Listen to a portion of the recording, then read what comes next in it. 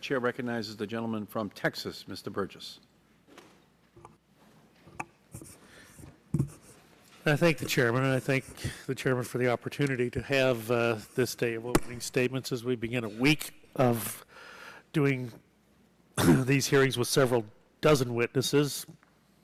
And I'm assuming that we'll hear over and over again the witnesses tell this committee that the draft bill under consideration is the answer to all of our energy and security problems, as well as a vehicle that our economy needs to carry us through this economic downturn.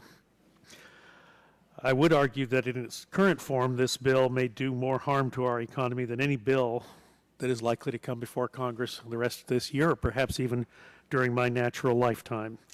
That's because this cap and trade proposal will increase the daily overhead costs for businesses, increase the cost of running our families to work and school, and end jobs and businesses unless they are explicitly protected in the language. Let me say that again, unless they're explicitly protected in the language. In other words, we'll have a system of earmarks for what businesses we favor. Once again, Congress, in full transactional mode, will be able to pick winners and losers. Credit allocations are conspicuously absent from the language in this bill. I would also argue that some of the witnesses the committee has put together should be scrutinized for their support of this bill. I believe that some merely see a business opportunity to create strategic alliances in order to gain a greater share of the future energy market. Certainly, we dealt with problems in the futures market in energy last summer when oil went up so high.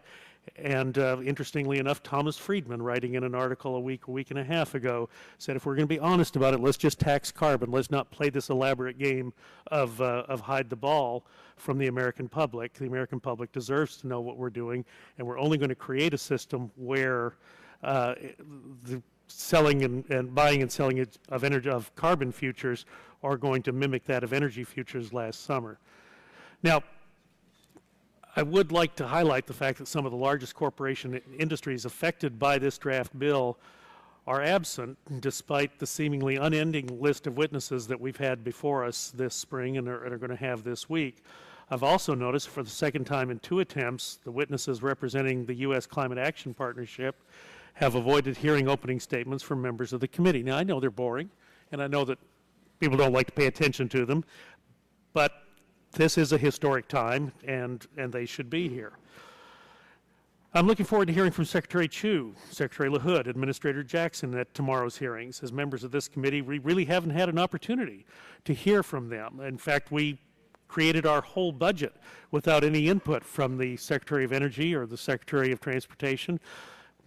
Previous administration, we'd bring the Energy Secretary in, we'd bring the Secretary of Transportation in and get their views and estimates before we created the budget. We didn't get to do that this year, so maybe tomorrow will be a good opportunity to ask about the views and estimates for their budget and how this bill will be incorporated into each agency's responsibility and roles in government over the coming years.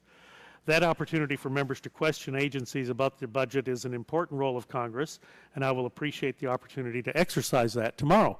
I would also point out that it is up to the Congress we hold the purse strings, and if indeed the Environmental Protection Agency is producing regulations that are damaging to the economy, we do have the ability to withhold funding for their activities during the appropriations process, and perhaps some clever person can draft an amendment that will do just that.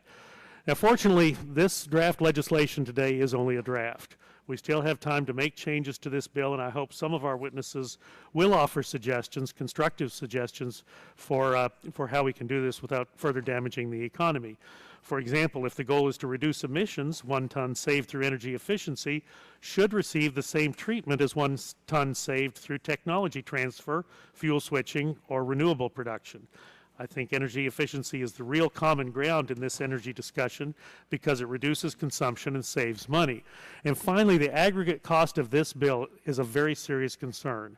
The current draft makes it nearly impossible to estimate the eventual cost because we're still not sure how the allowances will be distributed. But comparing this draft to similar bills that have already been scored brings this bill to well over $1 trillion. $1 trillion is still what it used to be, even in the recent time of $1 billion and $1 trillion bailouts. I've said it before in this committee, strong and growing economies are more likely to develop the technology breakthroughs we needed to spur the next wave in energy innovation.